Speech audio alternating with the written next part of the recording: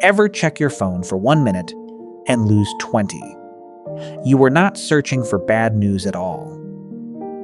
But somehow the bad news found you first. One headline quickly pulls you into another. Your thumb keeps moving while your mood keeps falling, and your brain quietly tells you to keep checking. So why does bad news feel impossible to ignore? And why is stopping much harder than starting? Today, Max is stepping directly into the doomscroll. At first, the doomscroll looks completely harmless. It begins with a few headlines before breakfast. Then comes a quick update during lunch. Then one final check before going to sleep. But the feed has no natural ending point. There is no final page waiting below.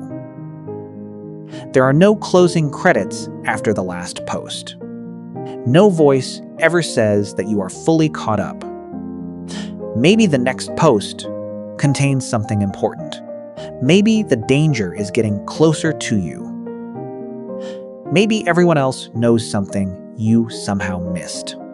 That feeling becomes powerful very quickly, because the human brain was built to notice threats, long before phones missing danger could cost your life. A rustle in the grass might mean nothing. Or it might belong to something with teeth. The cautious brain often survived longer than the careless one. So modern brains still prioritize possible danger first. Psychologists often call this our negativity bias.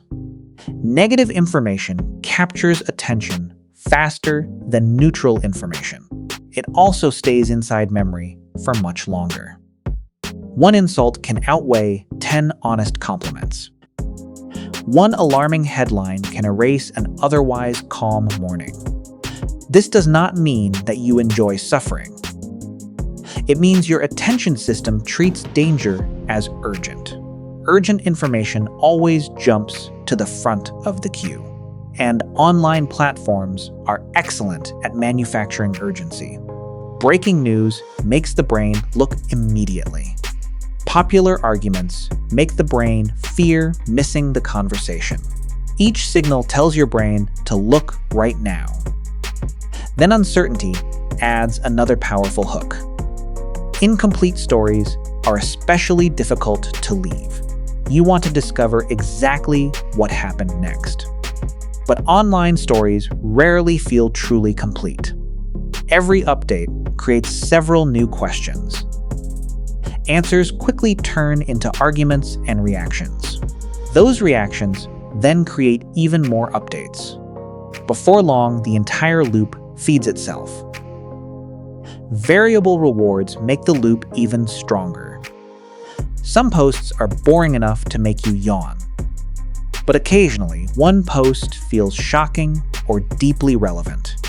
You never know which swipe will deliver that surprise. That uncertainty trains the brain to keep checking. It uses the same basic logic as slot machines. Pull the lever and wait for a reward. Swipe the screen and wait for a surprise. The brain learns that the next one might matter. Then social comparison adds another layer of pressure. You see other people reacting almost instantly. They appear informed, prepared, and emotionally involved. If you stop checking, you may feel left behind. That feeling is usually called fear of missing out. But doom scrolling also creates a second fear. It creates the fear of missing possible danger.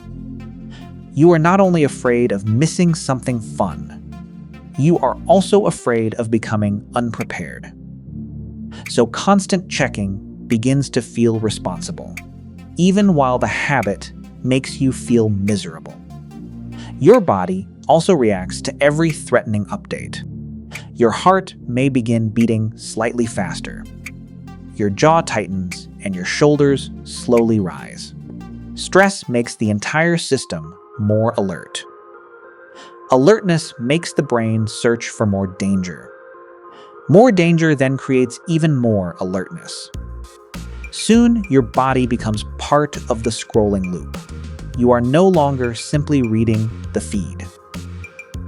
You are physically participating in every alarming story. That is why stopping can feel surprisingly uncomfortable. Silence begins to feel like missing important information. Calm can even start to feel suspicious. Putting the phone down removes the feeling of urgency. So what can Max actually do about this? First, he needs to remove the endlessness. Do not wait for the feed to end naturally. Create a clear ending before you begin. Set a short 10-minute news window. Choose only 1 or 2 trusted sources. Then stop when the timer reaches 0. A clear boundary works better than a vague promise. Second, change the order of your information. Do not begin each morning with global emergencies. Give your brain something local and physical first. Find light drink water and move your body. Complete one simple task before opening the feed. Then decide whether an update is truly necessary. Third, turn off every unnecessary notification. Each alert behaves like a tiny emergency audition. Most alerts do not deserve that important role. Keep only alerts from people who truly need you. Let everything else wait until your chosen time. Fourth, notice your body. Before reading more content, ask what this scrolling is doing right now. Notice whether your jaw has become tight. Notice whether your shoulders are rising upward. Notice whether your breathing has become shallow. Those signals mean the feed is no longer neutral. Pause before reading one more alarming thing. Take one slower breath and look across the room. Remind your body where it actually is. Fifth, separate new information from useful action. Ask whether you can do something practical. If the answer is yes, choose one action. You might donate, prepare vote, or call someone. You might learn from one reliable expert source. Useful action closes the helplessness loop. If no action exists, more scrolling may not help. Sixth, create small obstacles around the habit. Move the app away from your home screen. Log out when each checking session ends. Charge your phone outside the bedroom overnight. Small obstacles give your thinking brain time to return. Seventh, replace the habit instead of leaving emptiness. Give your hands a book or simple puzzle. Make tea, take a walk, or message someone. Real connection often calms what endless information cannot. Remember that being informed is not being flooded. Caring about events is not the same as panicking. Constant attention is not the same as useful action. Max checks the timer and sees that time is finished. The feed still has countless things to say. It always will, because it was designed that way. But Max does not have to keep listening. He leaves the phone charging outside the bedroom. His body slowly exits the emergency state. The room becomes quiet and safe again. And this time, the quiet finally feels like freedom. You sit down to do one important thing, just one. Then your brain whispers, first, let's check one tiny notification. 40 minutes later, you know everything about an actor's pet lizard. But the important thing is still sitting there, quietly judging you. So you make coffee, reorganize your desk, and answer 3 emails. You are extremely busy, doing absolutely everything except the actual task. Then evening arrives, bringing guilt, panic, and one very familiar promise. Tomorrow, I'll start early. Tomorrow, I'll be a different person. Tomorrow arrives. Surprisingly, it brings the exact same brain with it. If this sounds familiar, you are not uniquely broken or secretly lazy. Your brain is solving a real problem, just on the wrong time scale. Today, we'll expose the trick and build a way out of it. First, procrastination is not the same thing as choosing to rest. Rest is deliberate, it restores you, and it usually has a boundary. Procrastination is delaying something, while expecting that delay to hurt you. You know future, you will pay, but present you still walks away. That makes procrastination less like laziness, and more like self-regulation failing. The task creates discomfort, boredom, confusion, insecurity, frustration, or fear. Your brain notices that discomfort and searches for the fastest exit. A funny video removes the feeling immediately. The task does not. So avoidance wins, not because it matters more, but because relief arrives sooner. For a moment, you feel better. Your brain records that result. Next time discomfort appears, avoidance becomes an even easier automatic choice. That is the first loop. Discomfort, escape, relief, and repetition. Psychologists describe this as choosing short-term mood repair over long-term goals. Imagine you must write a report, but the first sentence feels impossible. That blank page does not simply mean work. It can mean judgment. Judgment creates anxiety. Anxiety makes cleaning the refrigerator look strangely attractive. Cleaning lowers the anxiety, so your brain treats cleaning as a successful strategy. Unfortunately, the report remains, now joined by less time and more guilt. More guilt makes the report feel worse, which makes escape more tempting. This is why scolding yourself often adds fuel instead of solving anything. I am so lazy turns one difficult task into an identity crisis. Now you are not just writing, you are proving your worth as a person. No wonder your nervous system would rather watch another harmless little video. To change the behavior, we must make starting feel emotionally safer. But emotion is only half the trick. Time also distorts motivation. Humans naturally value rewards less when those rewards sit far away. A finished project next month feels abstract. One notification feels completely real. Behavioral scientists call this temporal discounting. Distance reduces felt value. Future you seems like a responsible stranger with unlimited energy and excellent posture. Present you, therefore, assigns the task to that suspiciously capable stranger. The problem is that Ever notice how your brain gets louder when the room gets quieter? You lie down, close your eyes, and suddenly every thought clocks in. Tiny worries become giant headlines in the dark. Then an awkward sentence from years ago reappears like breaking news. Tomorrow's tasks line up outside your brain like impatient customers. Your body wants sleep, but your mind wants one more meeting. So why does overthinking hit hardest at night? And more importantly, how do you actually stop it? Tonight, Max is about to meet his midnight brain. And that brain has a lot to say. Max turns off the lamp and settles into bed. For 3 peaceful seconds, everything feels fine.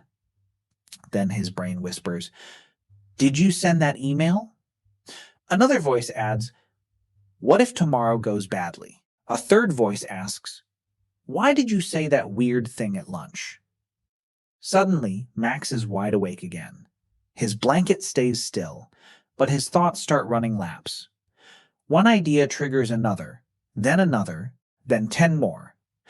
His mind opens old files nobody asked to review. It replays mistakes with director's cut detail. It imagines disasters that have not happened. It invents conversations that may never exist. And somehow, every problem feels larger after midnight. That is not because you are broken. It is because your brain changes jobs at night. During the day, your brain is busy reacting. At night, it finally has room to reflect. And when the world gets quiet, inner noise gets easier to hear. The same silence that helps sleep also amplifies thought. So nighttime becomes a perfect stage for mental drama. First, your brain loves unfinished business. Psychologists call this the Zeigarnik effect. In simple terms, unfinished tasks keep tugging for attention. A half-done plan feels like an open tab in your mind. Your brain hates open loops.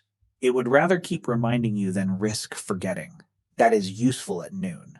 It is annoying at 1 a.m. Second, your brain scans for social threats. Humans survived by caring what other humans thought. So embarrassment sticks like Velcro, especially at night, when no new information competes with it.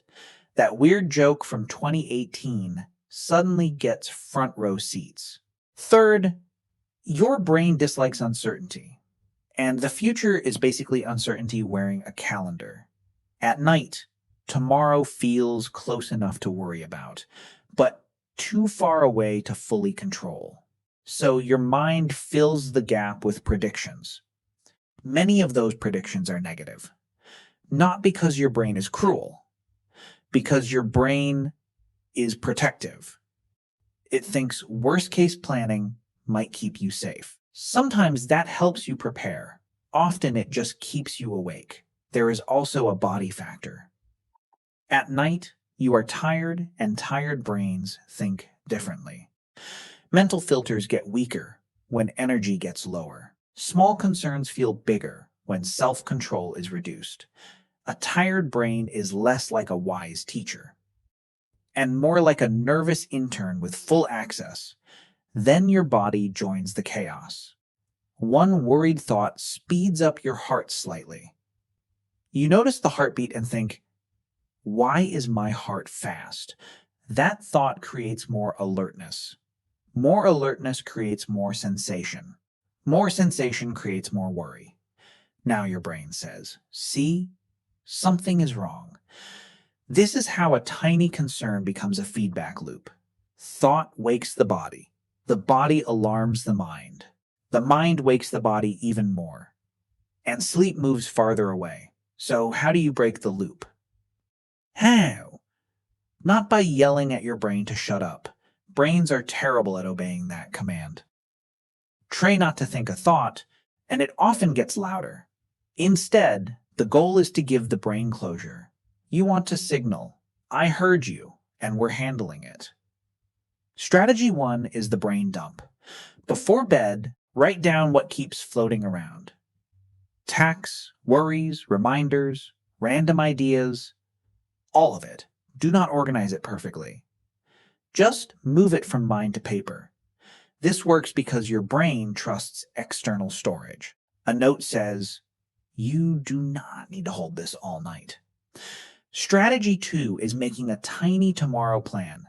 Pick the first small step for the morning, not the whole project, just the opening move. Open the document is enough. Reply to Anna is enough. A defined first step reduces uncertainty, and uncertainty is fuel for overthinking. Strategy 3 is closing the day on purpose. Most people end the day by drifting out of it. Your brain likes a cleaner exit. Try a 2-minute shutdown ritual. Review what you finished. Note what still matters tomorrow. Then say, day closed. It sounds simple because it is simple, but simple signals can calm busy systems. Strategy 4 is lowering body alarm. Slow breathing is boring, which is exactly why it helps. Longer exhales tell the body it is safe. Safe bodies send quieter messages to the brain. You can try inhaling for 4 and exhaling for 6. Or just make the exhale slightly longer. No perfection required. Strategy 5 is changing your relationship with the thoughts. A thought is not an order. A thought is not a prophecy. A thought is not proof. It is often just mental weather. You do not have to fight every cloud. Sometimes you can label it and let it pass. Planning thought. Embarrassment memory. Future worry. Naming the thought creates a little distance. And distance reduces emotional stickiness. Strategy 6 is refusing the midnight courtroom. Night is a bad time for life evaluations. Everything sounds harsher in the dark. So make one rule. If a thought starts with, "What is wrong with me?" it gets postponed until daylight. Morning you is usually a better judge. Kinder, clearer, and less dramatic. Strategy 7 is protecting the runway before sleep. Bright screens, intense work, and emotional content keep the brain lit up. If you sprint into bed, your mind may keep sprinting. Give it a gentler landing. Dimmer light helps. Slower content helps. Repetition helps. The brain loves cues. Repeated cues become, "Oh, we do sleep now." None of these tools make you thoughtless. They make you less trapped by thought. That is the real win. Max is back in bed for round 2. He writes tomorrow's first step on a note. He lists 3 loose worries on paper. He takes one slower breath, then another. When a worry appears, he labels it instead of wrestling it. The thought does not vanish instantly, but it loses some of its power. His body softens, his mind gets quieter, and sleep finally finds the room.